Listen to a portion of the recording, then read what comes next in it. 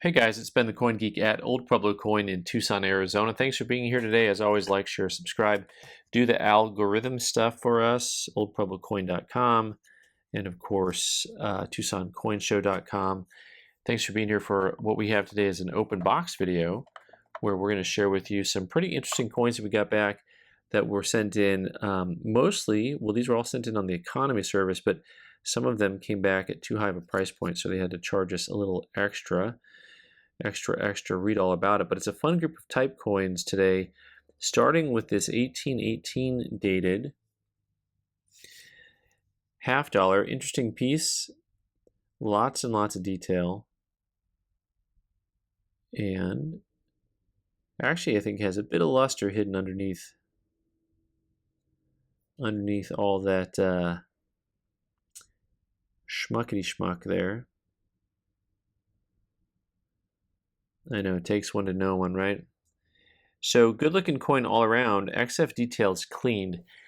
Surprised, not surprised? I think that this is the type of coin that if this straight graded, I don't know that I would have kind of batted an eyelash at it. It does have some finer looking hairlines over here in the field.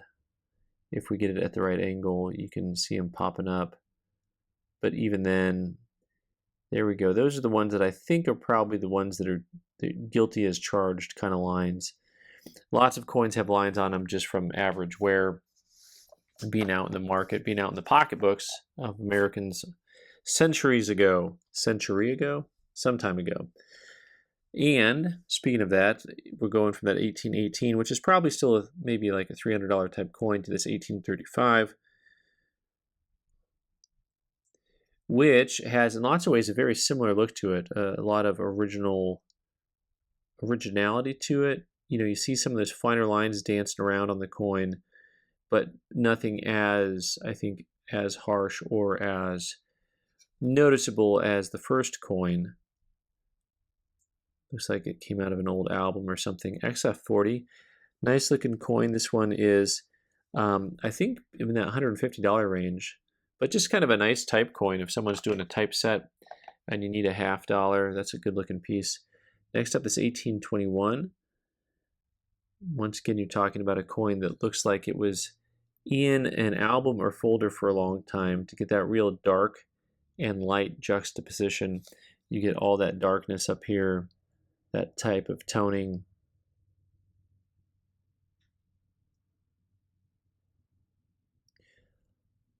Always a tough coin to grade, these bust halves. Because look at that, like, where are the stars going right now? Almost looks like an X-Wing fighter flying this way if you get rid of that bottom star, bottom piece of the star. Nice strong Liberty. This 1821 came back in XF40. So that's going to be probably close to a $300 type coin on that guy. Next up, 1829.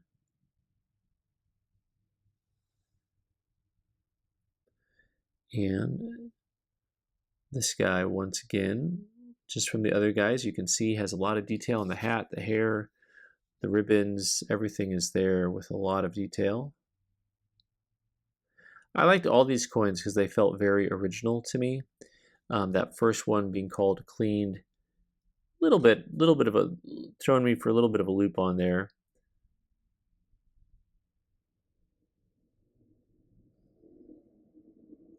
But there are hairlines to it.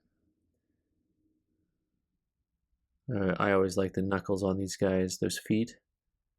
Well, those very stylized with dots, basically. XF45 on that guy. 1820 and 9. This guy is, I think this guy is about a $200 coin, maybe a little bit less than that. And 1835. This is my last of the bust halves. We got a second 1835. I may have got my 1835s mixed up. No, yeah, the other one's probably in that 175 range. This one's probably closer to 150. This one came back a VF30, but what's nice is I've got the two of them, so we don't want to let anything go to waste when it comes to trying to show some grading tips. What a shot that is from the VF30 to the XF40. And what's interesting is this almost looks like the word they're drawn on the old grading books that have drawings. There's real big flat areas, the way they pop up on Liberty's hairline and her cheek and her neck. And then on the reverse of the coin also you can start to see the flatness on the eagle's neck feathers and the wing feathers compared to the one on the left. So really nice juxtaposition of the two grades. So cool. Glad I had that. Next up, we got some more type stuff, and I got some Morgans, and let's go to the beaver. You've got to make friends with the beaver. And this is the Albany. Commemorative $50, very cool piece.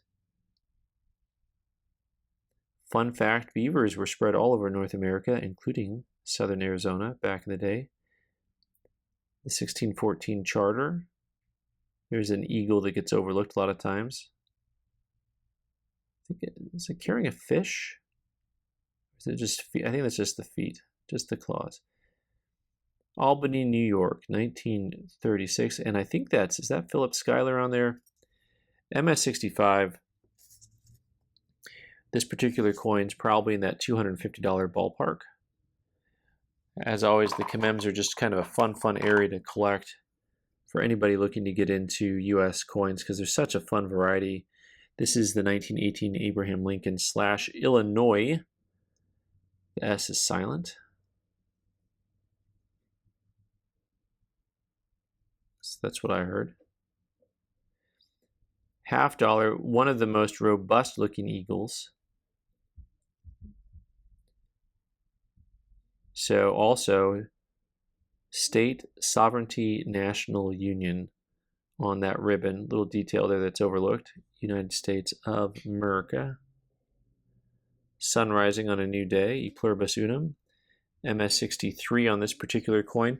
Lincolns in general aren't too expensive. This one, uncirculated grades north of $200, but circulated ones are probably half that price. And it's one of the few commems that you see a lot of circulated coins relative to the overall amount of coins produced.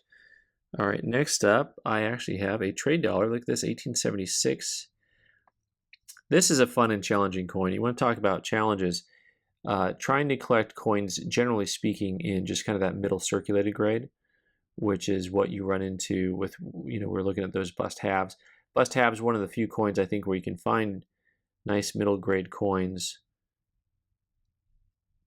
in very fine. So this is a VF35, but there's all kinds of coins that trying to find a nice VF35 is like pulling hen's teeth. Roughly a $300 type coin on this particular bad boy. Next up is a Washington Carver that I had really just liked. I pulled it out of inventory. It doesn't catalog for much because it is a Washington Carver, but it was in the showcase and I just really liked the look. It's got, kind of a subdued center, but then it's got the real kind of flashy looking rim around the edge. Just kind of neat. Freedom and opportunity for all. In lots of ways, just a really cool coin. Americanism on there.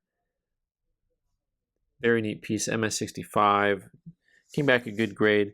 We'll probably do, I don't know what I'm going to ask on that coin, because for the grade, they're probably just like $60 or something, but maybe we'll get a small premium on that guy. Before we get into the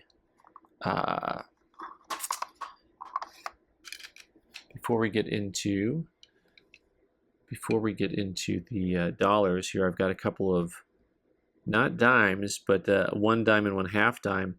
If I held them this way, they'd look like they're the same size, though, right? It's all a matter of perspective. Ain't that the truth? Here's an interesting piece. This 1858. This is interesting for lots of reasons. First of all, it's a 1/2 dime. You can see just how nicely the coin is struck around the wreath, but then the center is just like quiet, small, subdued. Super lustrous coin, but you can see it's got some hints of wear to it. So 1858, AU55, nice grade. Intriguing to me in lots of ways because this coin has a relatively low price point, I think, compared to just how neat of a coin it is, how infrequently I see him. You know, it's a coin that lists for about $150, and I just think, you know, I'll see, you know, dozens of Abraham Lincoln half dollars before I see one of these. I know the price point is slightly different, but it just seems interesting to me. And then next up, you've got a coin that, for those of you who collect specific dates and mint marks, this is a toughie. This is a 1849. And it is from the New Orleans Mint. They only made 300,000 of these guys. I'm just thinking 1849 New Orleans. What must have that been like? Speaking of hunting beaver, must have been pretty tough. Must have been a pretty wild place. So only 300,000 of these minted. They probably went all over kind of like the South, and I guess wherever the Mississippi would take you, right? Did I do that wrong? Probably did that wrong. But wherever the water ports went, I wonder how many New Orleans minted coins went kind of like overseas on ships. AU50, tough coin, tough grade. You know, $600 plus coin. This is one that we, you know, I don't know, this accidentally got put in this box with economy stuff. But nice looking piece. All right, let's see what we got here. Now we're on to that last leg of the journey as we get into some Morgan dollars. Maybe I'll start with this piece dollar out the back end. We have a piece dollar, 1920 and 8. One of the key dates of the piece dollar series. You can see lustrous, but you can see that it's not complete luster. It is worn. Hard to see sometimes through that flat design, but you always got to look for the luster because the flat design will throw you for a loop. AU53 on that coin. That is something that's going to be probably just pushing up on that $300 kind of limit. We'll work our way back in time a little bit as we go to. It's 1921. Super tough date to get really attractive 21s. So I sent this coin in specifically because I thought it had a shot at coming back in MS65. Has those beautiful pools of luster in the open fields. I thought the coin was very handsome on both sides. But MS64 is not MS65, and so this coin actually has a price point of closer to $50 or $60. It has an interesting looking line here from the star. That is not a scratch that kept popping up on your screen. It goes over the cheek. That is some type of I'd say a planchet flaw. Nope, not the planchet, that's the die.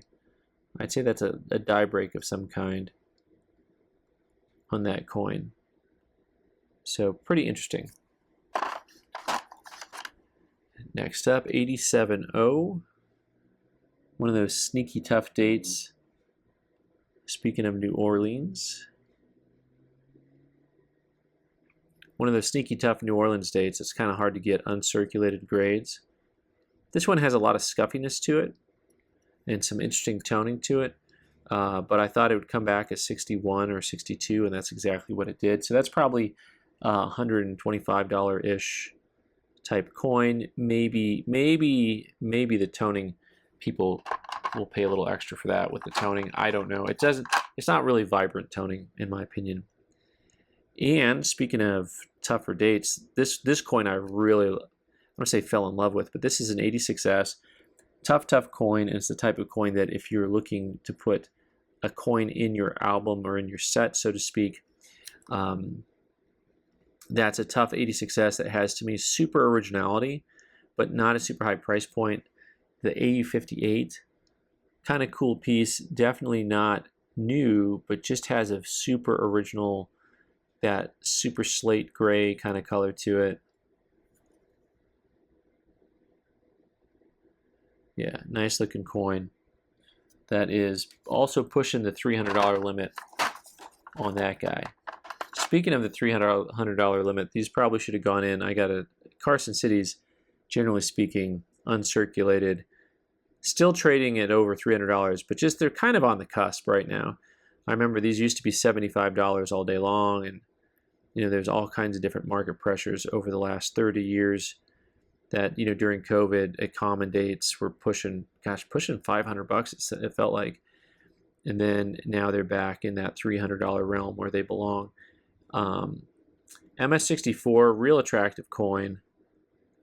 Like the grade, I think it's a good grade on that coin. Has not quite a 65 look to it. Has enough chatter on it to stop it, I think, from being a 65. But overall, good eye appeal. Those guys probably in that 350 to 375 range. And finally, okay, an ADS. So there's one Carson City, and this ADS, at the time I sent it in, I just thought it was kind of high grade enough to possibly get a 65 out of. Loved the flashiness of the coin. It does have a lot of chatter to it, but it's a cool looking piece. The reverse is really lovely as always. A couple little spots on it, but really nice overall.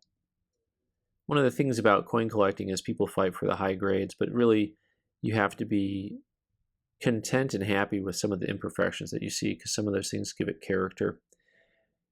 1880S, MS64, so that's probably going to be, I don't know, a $75 to $100 coin nowadays. I don't know. Those markets, they're changing. I've been doing this too long. All right, guys, thanks so much for being here today. I'm Ben the Coin Geek. You can subscribe by clicking on the owl button in the corner and watch more videos on the right side of the screen. Thanks.